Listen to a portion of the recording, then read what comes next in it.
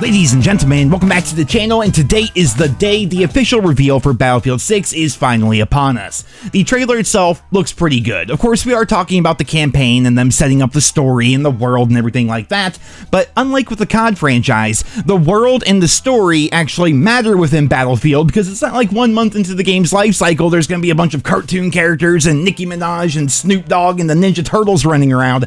It's going to be Battlefield. Now, it's also important to remember that a trailer like this is meant to hype players up, but looking at the reception of the last couple of Battlefield games, I think fans should be cautiously optimistic. I will say that this time around, the combination of developers that call themselves the Battlefield Studios, they really seem to be taking in fan feedback and building the game around that, and at the very end of the trailer, it was revealed that the multiplayer trailer will be coming out in 1 week's time on July 31st. At the time this video being recorded, they have like a live stream already scheduled for it, and there was like 1,600 people sitting in a live stream that's not even supposed to begin for a week. It seems like fans are pretty excited about this. It was also revealed that the game will not be coming out on last-gen consoles, so it's full steam ahead with only the PlayStation 5, the Xbox Series consoles, as well as, of course, PC, which means in a lot of ways the game is not going to be held back and they're going to be able to do a lot more with it because it does not have to be compatible with older hardware. I do know a lot of people still play on the old consoles, but Battlefield 6 is not going to be releasing for them. Now, getting back to the topic of multiplayer, they've actually been talking about that quite a bit leading up to the multiplayer reveal, and I imagine the multiplayer beta dates are going to be announced with the trailer as well. We did get a leak today claiming that Battlefield 6 is going to be coming out on October 10th, so the timeline here is really interesting. Like, the Battlefield 6 multiplayer reveal is July 31st, and the Black Ops 7 multiplayer reveal, reportedly, is going to be at the end of September. Battlefield 6 is going to release on October 10th, and Black Ops 7 is rumored to release on November 14th. Now, keep in mind, these are mostly leaks and rumors, but they are coming from credible sources who are almost always right when it comes to this stuff, which only makes it all that much more interesting. I mean, Battlefield is coming for Call of Duty. Not only are they revealing things faster, but they're also releasing before Black Ops 7, which should definitely make things interesting as we move forward. So when it comes to Battlefield, and by the way, I do want to apologize for the gameplay here. Turns out it's hard for me to use old footage of Battlefield 4 because back then, all my videos were in 720p. Mind you, this was like way back in the day. My upload speed was 3 back then. So if I wanted to make a longer video, I had to dumb down the quality. Otherwise, it would literally take all day. But getting back to it, it seems like this time around, they are really doing some interesting things when it comes to the Battlefield multiplayer. Now, I do want to preface this by saying that I have not paid much attention at all to the more recent Battlefield games, and I definitely have not been paying a lot of attention to Battlefield 6 up until today. So what I decided to do was do a bit of a deep dive into what's been happening, and I think that works out well because I imagine a lot of you who are listening to this video also have not been keeping up with every little detail about the game. So the big controversy as it sits currently is how classes and weapons are going to work within the game.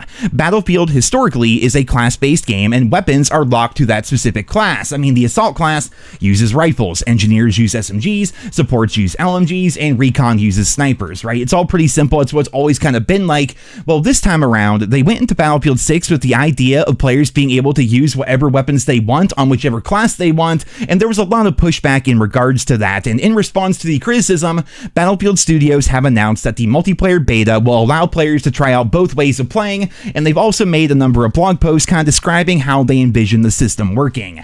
Here's going to be a graph that they put together showing that each class is going to be broken down into customization as well as still have the class-defining features such as signature weapons, gadgets, and traits. Now, some examples they gave were here with Recon, which I think is really interesting. It appears that within Battlefield 6, almost akin to how you unlocked perks in the more recent Modern Warfare 2, your character will get stronger as the match goes on, and in your class, you will choose one of 2 paths to go down, and each path has different benefits. If you go down the sniper path, for example, headshots make enemies unrevivable, and sniper hits highlight enemies and prevent them from healing. Alternatively, if you go down into Pathfinder, you can't be detected by enemy equipment unless you are sprinting, and damaging enemies with any weapon will spot them for your team. Then, of course, at level 3, you unlock what is essentially going to be like an ultimate ability that you might find in other games, and for Recon, you will call in a UAV to the marked area that will spot enemy players, and of course, that UAV can be damaged by the enemy team. This is certainly an interesting approach to the classes. The idea of gaining abilities and perks throughout the match might work on paper, but I do remember remember a lot of people, myself included, hating a similar system when they implemented that into Modern Warfare 2, because when you pick your class, you want your perks and your abilities right away, and that system hampered your ability to do so. So I guess we are just going to have to wait and see how it's balanced and what kind of impact it's going to have on Battlefield 6 moving forward. Next up, let's talk about class identity and how they plan to balance things. So at its core, Battlefield 6 is going to be like any other Battlefield game. The major change is allowing players to use whatever weapons they want, regardless of class, and that might not be as big of a deal as people think because they are still designing classes around the signature weapon system. Players will get a unique benefit for using the quote-unquote right weapon whenever they make their classes. So if you're using the Assault class, if you equip an AR, it's going to give you faster sprint to fire speed as well as faster weapon swapping. If you're playing the Engineer class, using an SMG will improve your hip fire significantly. If you're playing the Support class, then using a light machine gun will mean you will not have a movement speed penalty with those LMGs the way that other classes do. And if you equip a Sniper with the Recon class, you're going to have less scope sway as well as you can hold your breath for longer.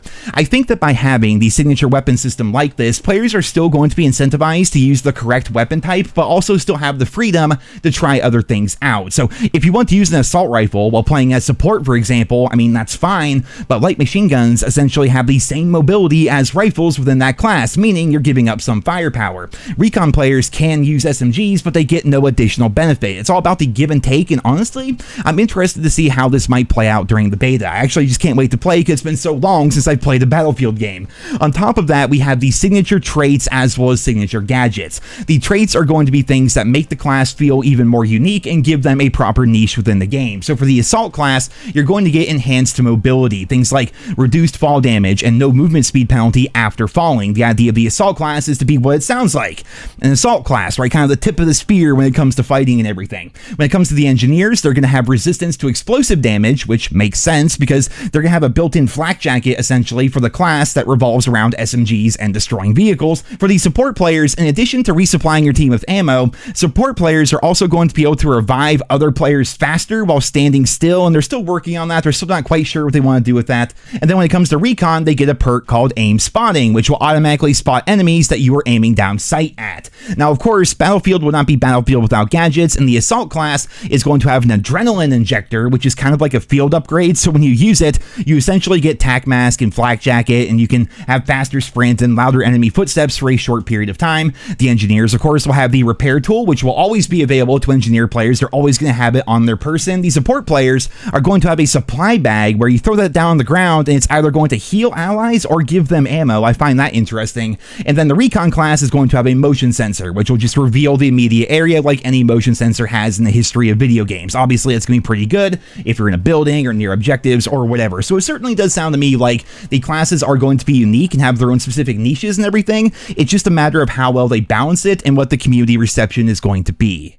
Now, one thing I will say is that it does seem like they're doing a pretty good job of taking in feedback from the community as well as their playtesters, and a good example of that would be reportedly a lot of people are playing Support, like well and above all of the other classes in the game, and I think I understand why, because once again, I've been out of the Battlefield scene for a very long time. I used to grind it like mad. I'm talking like level 100 plus back in the day. You know, I used to play quite a bit.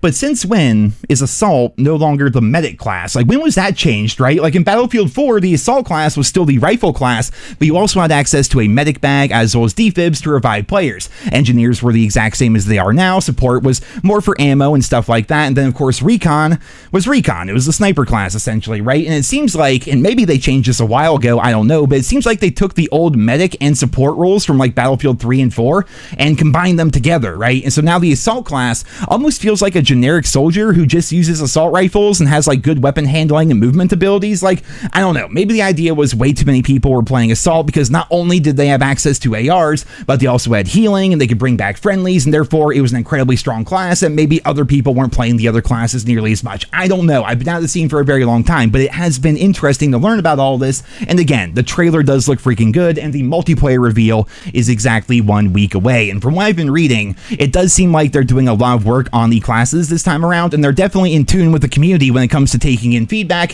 which is obviously a positive for the game. It will be interesting to see the full multiplayer reveal, and then of course get your hands on the beta, and I will be covering both of those once they happen, so be sure to sub to the channel if you guys haven't already. And for right now, I'm going to wrap up this video here today. I hope you guys all enjoyed it. Leave your thoughts and feedback on Battlefield 6 so far down there in the comments. Thank you so much for listening and for your continued support of my channel, and until next time, I hope you guys all have a wonderful day.